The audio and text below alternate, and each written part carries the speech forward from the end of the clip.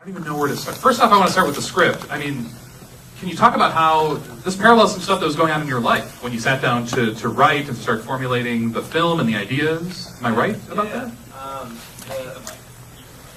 I'm going to eat this mic because you're not feeding us at this point. So, no, this is a very personal story to me. I started writing it actually when I was at film school. We had a thesis film that we had to do, and so the initial scenes between the two women in the hospice were sort of typewritten and then talking about life and death. But I hadn't really fleshed it out, and it wasn't really a story. So I kind of put those pages away for a while. And then when I finished my first film around, after getting it out, I was pretty burned out. So I found these pages and sort of just started working on it as a cathartic exercise. And then I wanted to work with Molly again, and I thought it would be a really good vehicle for her. So. And Molly, could you talk a little bit about how, I mean, I'm not sure if there was auditioning, if the part was written for you, or when you start reading the script for the first time, what do you see in the character? Well, I don't know. I can't answer about who you wrote it for, but well, when we had originally worked together, I played a nice girl, and I think at some point I had told him I like darker characters and something more challenging. So then he came to me with this script, and it was definitely darker, and I knew it was going to be challenging. I wanted that. I didn't realize how challenging it would be. So we definitely had our experience getting through the script and understanding it, because my Violet and his Violet were two different people. And I was Mexican. And well, I don't know. I guess the cynical, like, mine wasn't as cynical. Mine was, I don't know. Dark to us was different. But anyway, so somehow our two Violets came together to make that Violet, and I love it, and it really pushed me in so many different ways for this film. So it kind of just opened up some doors for me, for some darker characters, which they don't all have to be dark, but it's challenging, and so I don't know if I answered your question. No, you did. Okay. I get sick of every character being bland.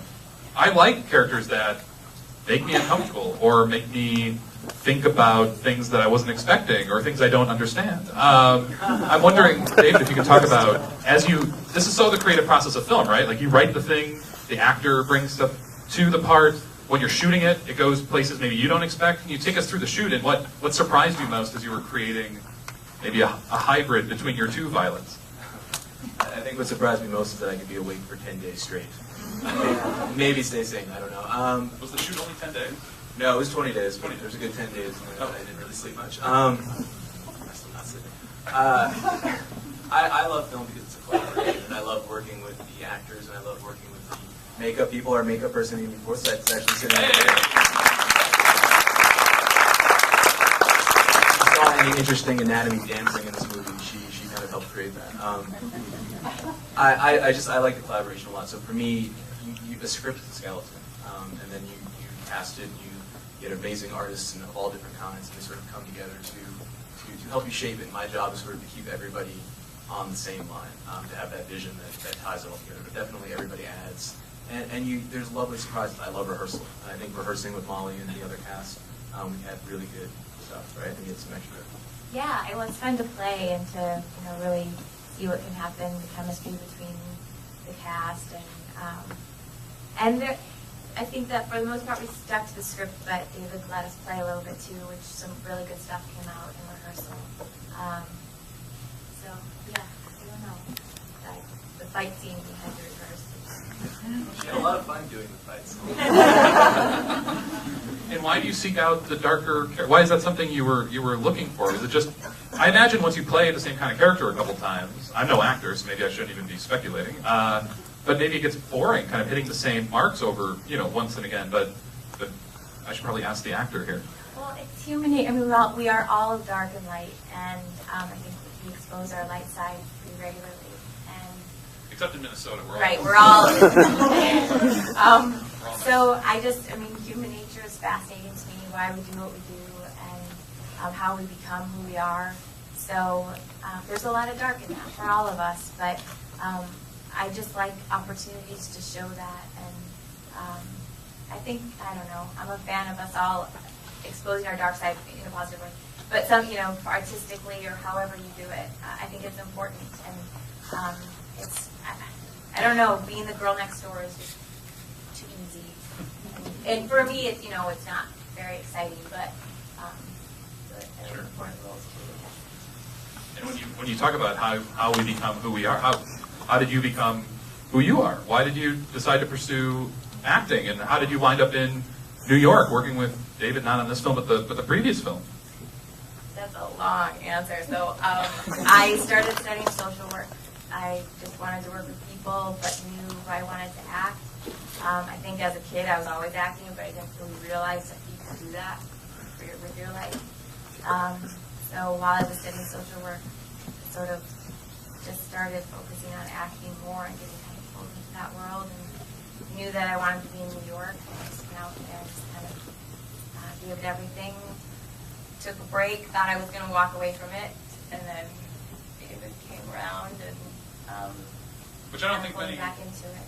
So we started talking. We met in New York prior to the festival, and that surprised me. So after this film, you were thinking maybe no more It was actually acting. Before the Yeah. And then here comes along this great script, or maybe the best script you've ever yeah, worked on. That's not good timing, but Terrible timing. so, but it was also, it's everything has changed then as far as my career since then. So, There's been Best Actress awards at festivals, right? And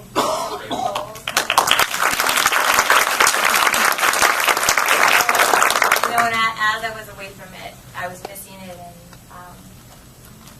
I just feel like I wasn't balancing my life. I think you need a lot of things in your life, and I wasn't. I was giving everything to acting, and in New York City, that's exhausting, and constant rejection, and that's not good for anybody. So I just have learned now that I need a lot of things in my life, and then I think that makes me a better actor too. Well, that's great. I have plenty more questions, but I thought I'd also open it up out there. Any questions after seeing the movie, seeing the Midwest premiere? Yes, please. How did you get the financing for it? Oh, the financing, the money.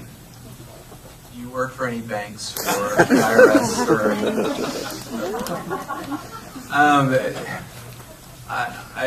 Financing an independent film is very difficult. My first film was financed on 40 credit cards back when you could get 40 credit cards. We can do that again. They won't let me have one. For this film, New York City had a really good tax credit. There's a really good tax credit here in Minnesota, which is why you'll be seeing more production here too. So we sort of utilized the tax credit, which was like 33% back if we followed certain guidelines. So we were able to get private investors to give us money up front, saying that whether we sell this film, whatever we do, that we will give them the money back just by doing it, or certain amounts back, depending on how much they gave back by tax. So there's a little bit of that, a little bit of fundraising. Later on, when we in post-production, we ran out of some money. We needed some stuff for color correction, so we used crowdsourcing. We used an Indiegogo, I believe. Whose phone is ringing? Your doorbell's ringing. It's fine. It's not. So yeah, we used a little bit of private investors and tax credit, and shooting a film in 20 days and keeping it at a very low budget, and me not getting a salary, and just the work of a lot of really, really good people. And that's the easy part, right? Shooting a film like this in 20 days. That seems very easy to me. No. Oh, okay. I'm being sarcastic. Any other questions? Please. Where does it go next? Where do you go from here? And I know where does the film go next? And I know it's been on a pretty wild circuit as well. It's won Best Feature of some festivals. There's been Best Actress. There's a new acting nomination. I've been following sort of the story. It's in competition at this festival. So we announce our awards tomorrow. Who knows what'll happen? Where does it go next? We've been touring all summer long, so this is maybe our 16th stop, and I've been sort of touring around with it as much as possible. I rented a little minivan and I'm driving around my electric Kool-Aid bus. Where we're going next, I'm literally getting on a plane tomorrow and going to Wichita. And then I think next month we'll be back in California near San Francisco. We're going to Anchorage, Alaska, Brazil, and in the new year we'll do some international dates, but we're also about to lock down distribution. So fingers crossed by April, May this year, this film will be out. People can rent it online and find it, and everybody will be able to see it. So it'll be everywhere very soon. And you can find it on. Yeah, that's good. That's good. also I mean, I've been following the developments just by liking the Facebook page, right, of the film. So I mean, you can find it on Facebook, and each new announcement. That's how I learned earlier this week. I mean, I think it was the day you got into town. I learned about the Anchorage selection, the Alaska Film Festival. It's a busy thing. And where are you heading next? So you have two new. You want to talk about your new films that you're working on? I go back to New York and start shooting a mafia drama. And Darker. Darker. Yeah, it's not my role, not so mafia related, but really beautiful script. It starts out in November, and then later November, another darker twist here.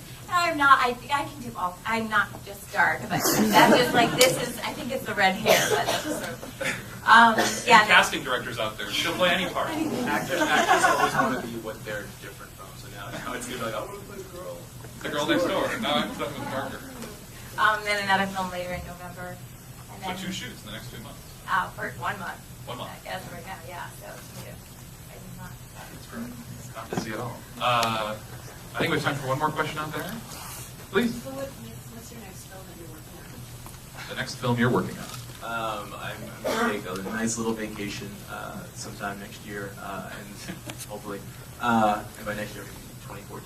And then there's a couple of things I'm writing right now, and a lot of what I do next is going to be depending on this film and what happens next. So please, everybody, if you like this film, spread the word, let people know about it. Use Facebook, Twitter, Pigeons, whatever you want to do. If you like this film and it touched you, please be vocal.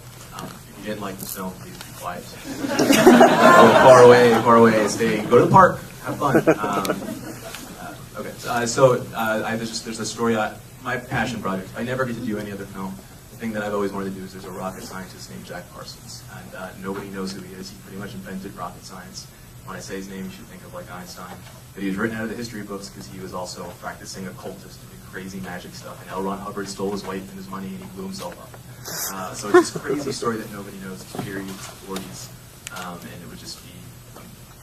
I don't know why. I think it's because he lived this double life, and I think I'm really gravitating towards people who live 2 lives. They're one thing, but they have to live these double lives, like Batman.